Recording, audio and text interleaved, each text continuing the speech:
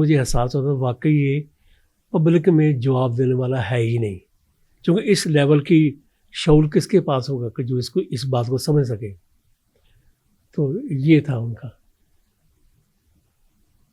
उनकी कोई एक खूबसूरत दफ़ा एक दफ़ा कफ़ीयत ऐसी आई, तो कफ़ीयत में सवाल हो रहे हैं, जवाब हो रहे हैं, सवाल हो रहे हैं, जवाब हो रहे हैं।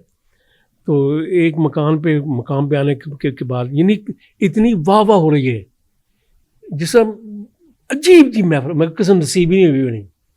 वाह-वाह हो रही है, तो कहने लगे कहते आज ना सवाल तुम कर रहे हो, ना जवाब मैं दे रहा हूँ। आज सवाल भी कोई और कर रहा है और जवाब भी कोई और दे रहा है।